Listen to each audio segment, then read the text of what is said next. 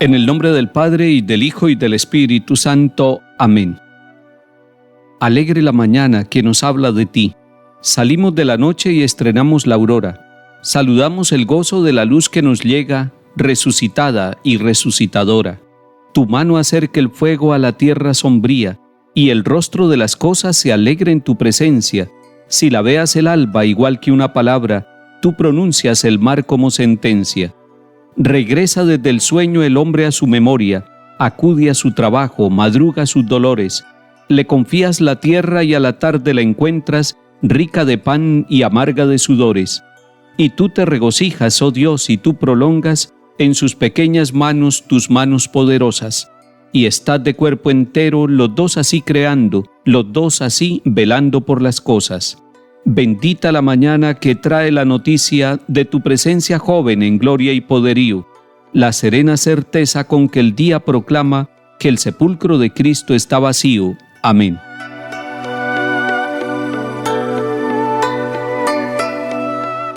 Lectura de la carta a los Hebreos capítulo 2.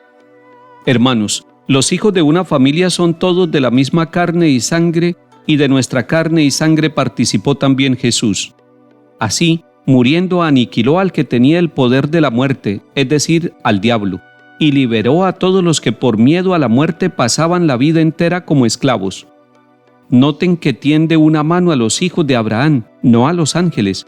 Por eso tenía que parecerse en todo a sus hermanos, para ser sumo sacerdote compasivo y fiel en lo que a Dios se refiere, y expiar así los pecados del pueblo.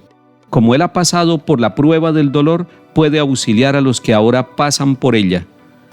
Palabra de Dios. Te alabamos, Señor. Jesús es de nuestra sangre y de nuestra carne, es decir, es de nuestra condición humana.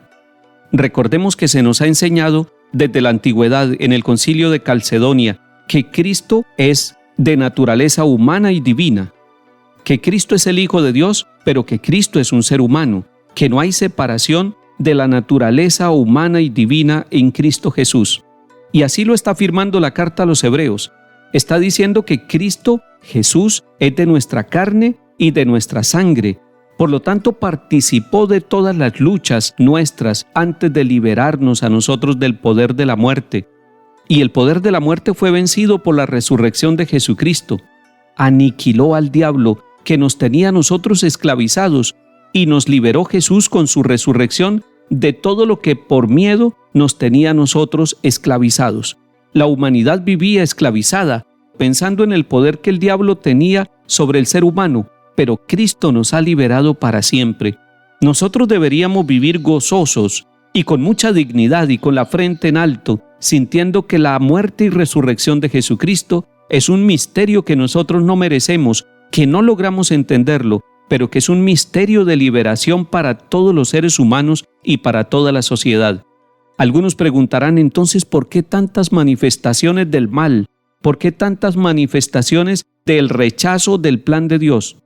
Esto significa, hermanos, que Dios respeta nuestra libertad, que Dios, a pesar de que vino y tomó en su Hijo Jesucristo nuestra condición y nos llamó a una vida nueva y de libertad, sin embargo el ser humano es libre incluso para esclavizarse de nuevo, para no aceptar el camino de la luz y de la vida, para no aceptar que somos hermanos, para no vivir la justicia ni la fraternidad.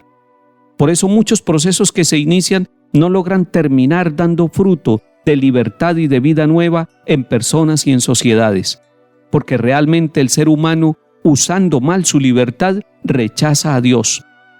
Jesucristo, el Hijo de Dios, es compasivo, y su compasión hace que Él sienta con nosotros. Compadecerse es padecer con el otro, y Él sigue padeciendo con nosotros, incluso con el que lo rechaza. Pero si nosotros tomamos la iniciativa, como dice el Papa Francisco, de dar al menos un pequeño paso hacia Jesús, Él sale a nuestro encuentro. Él abre los brazos, abre el corazón y nos recibe para que nosotros disfrutemos de la libertad de los hijos de Dios. Y es que como Jesús ha pasado por toda clase de pruebas en el dolor y en el sufrimiento, puede auxiliarnos a usted y a mí ahora que pasamos por estas pruebas. Salmo 104. El Señor se acuerda de su alianza eternamente. Den gracias al Señor, invoquen su nombre, den a conocer sus hazañas a los pueblos, cántenle al son de instrumentos, hablen de sus maravillas. Gloríense de su nombre santo, que se alegren los que buscan al Señor, recurran al Señor y a su poder, busquen continuamente su rostro. Estirpe de Abraham su siervo, hijo de Jacob su elegido, el Señor es nuestro Dios, Él gobierna toda la tierra. Se acuerda de su alianza eternamente, de la palabra dada por 1000 generaciones, de la alianza sellada con Abraham, del juramento hecho a Isaac. Lectura del Santo Evangelio según San Marcos, capítulo 1. En aquel tiempo, al salir Jesús de la sinagoga, fue con Santiago y Juan a casa de Simón y Andrés. La suegra de Simón estaba en cama con fiebre y se lo dijeron. Jesús se acercó, la cogió de la mano y la levantó. Se le pasó la fiebre y se puso a servirles. Al anochecer, cuando se puso el sol, le llevaron todos los enfermos y endemoniados. La población entera se agolpaba a la puerta.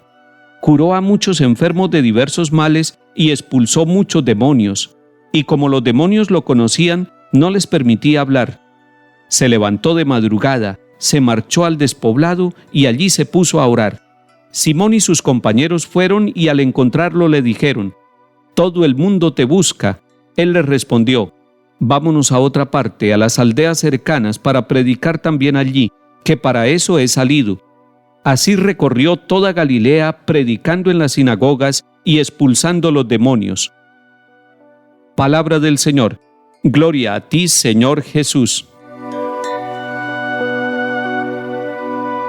Esta parte del capítulo 1 de San Marcos, que nos muestra a Jesús saliendo de la sinagoga y entrando en una casa de familia, nos hace pensar que Dios sale del santuario donde se adora, donde se predica, donde se ora, para entrar en la liturgia de la vida familiar, en la casa donde hay dificultades, donde hay enfermedades, pero también donde hay alegrías.